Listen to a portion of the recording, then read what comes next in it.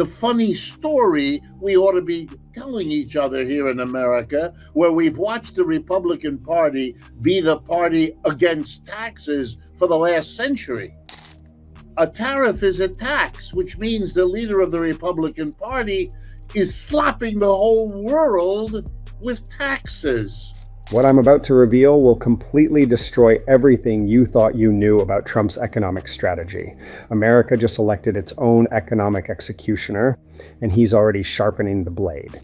U.S. tariffs are paid by U.S. businesses, not by Chinese businesses or Chinese people. None of that. If you think you are about to see the fruit of promises he made, then wait for the truths that will question the way you see the American economy. Part of me can't quite believe what this government is trying to put over on the mass of the American people. This business of heaving tariffs at everybody in the world, threatening and demanding that they come, just as Mr. Lula refused to do, and as the Chinese laugh at every time he does it, as if the world wants to come and get on its knees and beg the dear Mr. Trump to give them a break. Trump's anti-tax crusade just became the biggest tax hike in decades, disguised as trade policy. His global economic warfare is handing every world leader the perfect excuse to blame America for their problems, while American families prepare for devastating price shocks. The man who promised to bring prices down is orchestrating the largest tax increase on American consumers in decades, and he's doing it while claiming to be anti-tax. The irony would be hilarious if it weren't about to destroy millions of household budgets. Even if you don't think there is a world outside the United States, that Mr. Trump has attacked, in economic terms, every other country on the planet. Think about this for a second. When has any president in history declared economic war on every single country simultaneously? Never. Because it's economic suicide disguised as strength. Trump's tariff obsession isn't just reckless, it's the kind of move that makes other world leaders laugh at American delusion while they plot their revenge. When he says, I'm going to hit China with a tax, be very careful here. The tariff that Mr. Trump creates doesn't hit China. Here's where it gets absolutely mind-blowing. Every single tariff Trump slaps on foreign goods is actually a direct tax on American businesses and consumers, not China, not Mexico, not Europe, US. When Trump screams about hitting China with taxes, he's literally taxing American companies who import Chinese goods. These companies then pass that cost directly to you through higher prices on everything from groceries to electronics. So then the real question is, these companies now have to pay the overseas source. The mathematical reality is brutal and unavoidable. American businesses paying billions in new tariffs to Mr. Trump aren't going to absorb those costs out of the goodness of their hearts. They're going to do exactly what any rational business does, shift every penny of that burden onto consumers.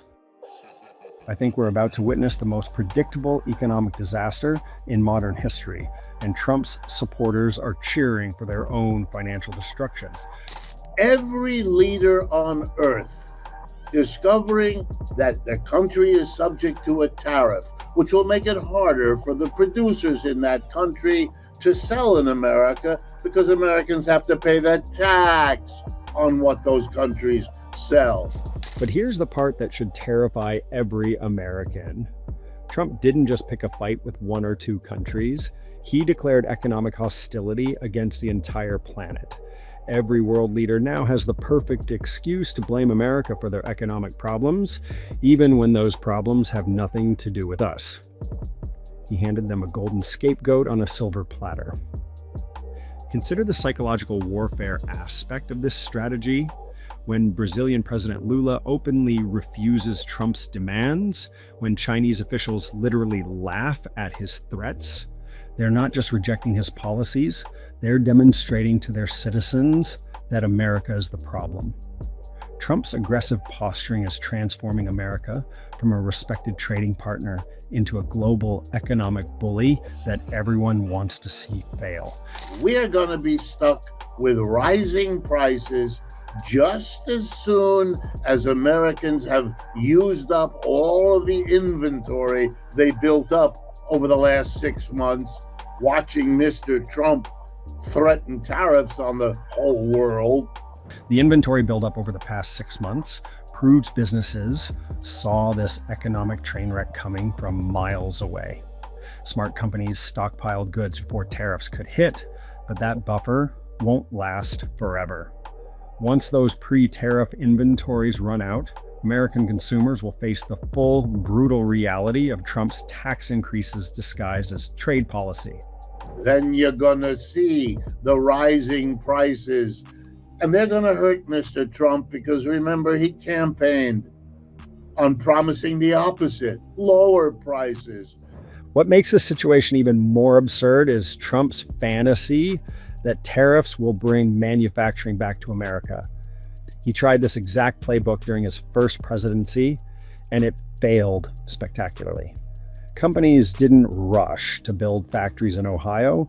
They simply passed costs to consumers while finding alternative suppliers. The promised manufacturing renaissance never materialized, and it won't this time either. It's like, again, asking yourself, gee, why would the United States attack every other country in the world with tariffs, threaten them, tell them, look, you're going to have a hard time because American businesses are not going to want to have to pay a tariff. Meanwhile, every country subjected to Trump's tariff threats is actively seeking ways to reduce dependence on American markets. They're forming new trade partnerships, developing alternative supply chains, and building economic relationships that exclude the United States entirely. Trump thinks he's negotiating from strength, but he's actually accelerating America's isolation from the global economy. Quick reality check. If you're getting value from this breakdown of Trump's economic chaos, hitting that subscribe button helps me continue exposing the financial disasters hiding behind political rhetoric. The mainstream media won't connect these dots for you. So we have the world's leaders every day explaining to their people why the economic problems they face are caused by the United States. International relations experts are quietly terrified about the long-term consequences of this approach. When you systematically antagonize every major economy on Earth, you don't get respect, you get coordinated retaliation. Other countries are already discussing joint responses to American economic aggression, creating the possibility of unprecedented isolation for the United States. But here's the most shocking revelation that will leave you speechless. We're not just watching the decline of American capitalism, we're witnessing the birth of something far more sinister. Welcome to techno-feudalism, where a handful of tech billionaires wield more power than medieval kings ever dreamed of possessing. The great athletes of our system, the great poets, the great singers, none of it. It was the people who earned the most money. When Trump was inaugurated, guess who sat directly behind him on that platform? Not America's greatest artists, scientists, or teachers. Not the people who actually build this country every day. Instead, the front row was reserved for tech overlords like Bezos, Musk, and the other digital feudal lords who now control every aspect of our daily lives. They decide what we buy, where we work, what we watch, and increasingly, what we think. This isn't capitalism anymore. It's a return to feudalism with smartphones and algorithms. These modern lords don't need armies or castles. They have data and artificial intelligence. While Bezos throws $100 million parties in Venice, ordinary Americans can't afford basic necessities. The stock market itself is now propped up by just 11 companies, meaning our entire economic system depends on the whims of a dozen individuals. Of that to the future of this country exceeds by far everything Mr. Trump has promised. In short, it's all a con. The psychological impact on American consumers will be devastating once reality sets in. People who voted for lower prices will instead face higher costs on virtually everything they buy. The cognitive dissonance between Trump's promises and the mathematical certainty of tariff-driven inflation will create a credibility crisis that extends far beyond economics. Trump's supporters seem genuinely surprised when other world leaders don't immediately capitulate to his demands. They bought into the fantasy that international trade is a zero-sum game where America can simply bully everyone into submission. This fundamental misunderstanding of global economics is about to collide with harsh mathematical reality. The most dangerous aspect of this entire strategy is how it's positioned as patriotic, when it's actually self-destructive. Wrapping economically illiterate policies in American flag rhetoric doesn't make them any less damaging to American families. Patriotism should involve policies that actually help Americans, not tax increases disguised as trade warfare. To bring the democracy we've given lip service to right into the core of the economic system where we have never allowed it. We have to make democracy. Every family budget in America is about to become collateral damage in Trump's misguided trade war against the entire world. The only question is whether Americans will connect the dots between their higher grocery bills and the tariff taxes their government is imposing on their behalf. The math is simple, the consequences are predictable, and the damage will be lasting. Trump's economic troubles don't just run deeper than anyone expected. They're about to drag every American consumer down with them. When the price shocks hit, remember who promised you the opposite while systematically guaranteeing the exact outcome we're about to experience. We are at a time when the capitalist system, the one we've had for several centuries now, and that is the time in its history when, for the first time in a long time, maybe if ever, the question of its survival, of its continuation, is coming into question. Here's my prediction. Within 12 months, we'll see Trump trying to blame rising prices on everyone except his own tariff policies. He'll point fingers at Democrats, the media, foreign countries, and deep state conspiracies rather than acknowledge the basic economic reality that tariffs function as consumption taxes on American citizens.